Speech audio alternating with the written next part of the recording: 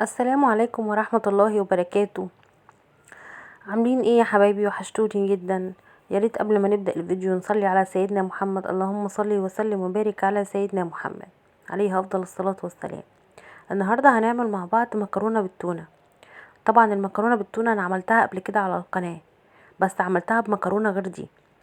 هسيب لكم اللينك في صندوق الوصف، وتشوفوا برضو اي مكرونة انتوا عايزين تحبوها مع اختلاف المكرونة بس، لكن هي نفس الطريقة. اي مكرونه انت عايزه تعمليها بتعمليها، بس انا بحبها بمكرونه قواقع.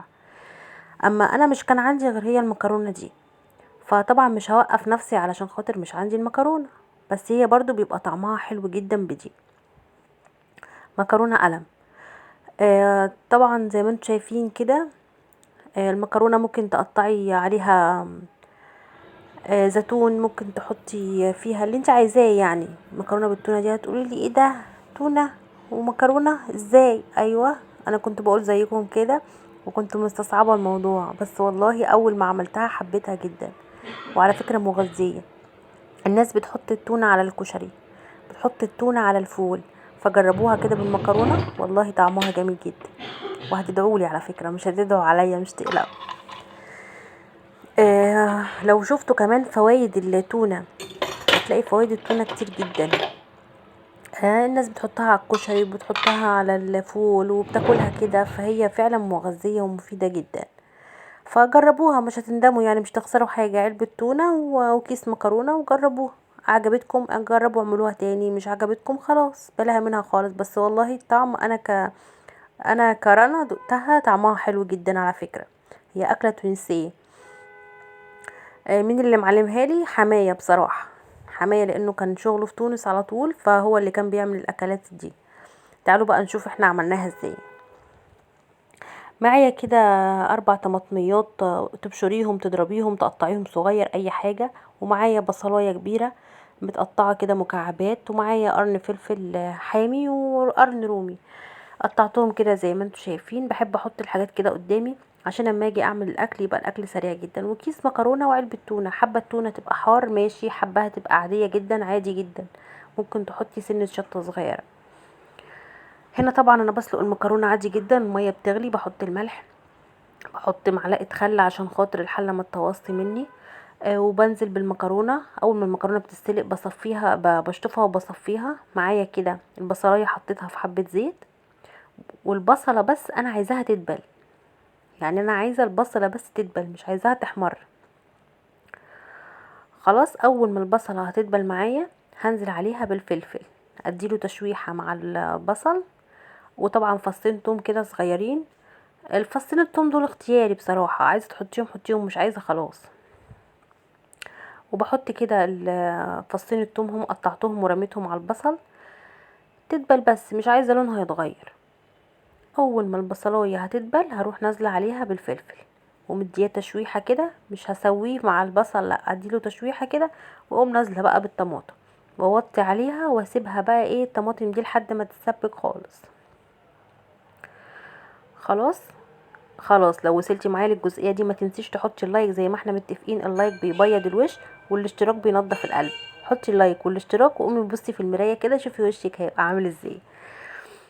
طبعا كده بقى بنزل بالطماطم، وبروح مديها برضو تقليبة كده. واول ما الطماطم تسبك معايا بروح نازله عليها بالبهارات. البهارات اللي هي ايه يا رنوش؟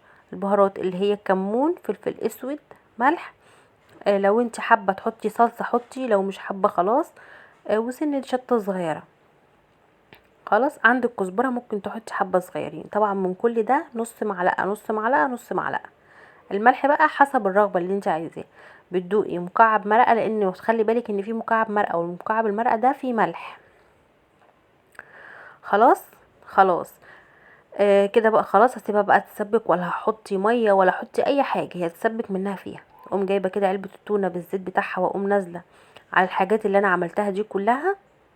على فكره هي ممكن تتاكل كده. ممكن بقى بص، هي بتتسبك دلوقتي، ممكن تحطي عليها فول، ممكن تحطي عليها مكرونه. ممكن تاكليها كده. والله العظيم التونه يا جماعه طعمها روعه روعه. انا كنت بقول ايه ده، سمك ومكرونه؟ ايه يعني المشكله؟ جربوا.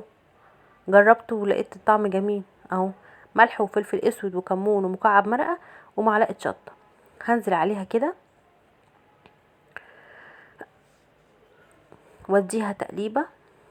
طبعا مكعب المرقه هيسيح في ثواني يعني مش هيقعد، اللي حابه تحطي حطي، مش حابه خلاص عادي يعني، دي حريه شخصيه. مش حابه تحطي ممكن لو عندك 7 بهارات حطيهم، مش عندك خلاص. مش هو الفلفل الاسود والكمون والملح وخلاص على كده. وشكرا ودمتم في امان الله وسلامه. كده خلاص كده. هتسبك بقى. هنزل عليها بقى بالمكرونه كده، خلي المكرونه تنتحر في قلب التونه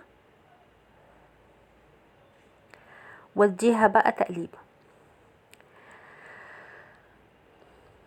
اديها بقى تقليبه كده على النار وهي سخنه، واقوم طافيه عليها ومغطياها.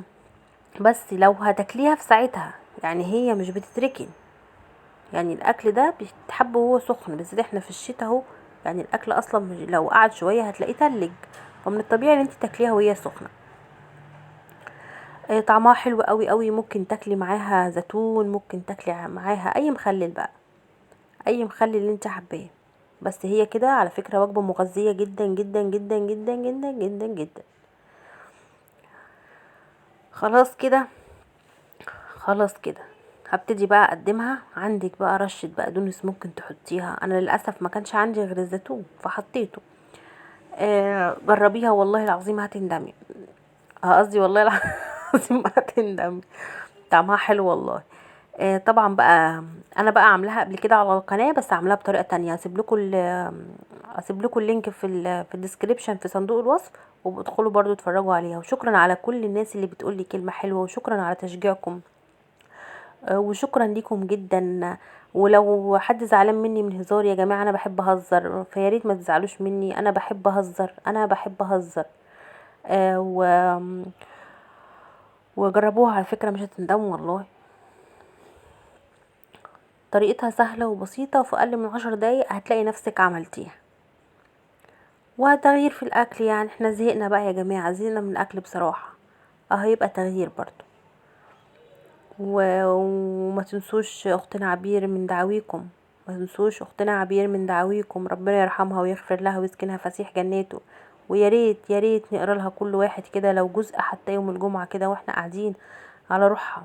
انا ما اعرفهاش معرفه شخصيه، ولا عمري في حياتي اتكلمت معاها. انا هي كانت بتعلق لي فعلا. بس ارجوكم ارجوكم ارجوكم ما تنسوش. والسلام عليكم ورحمه الله وبركاته.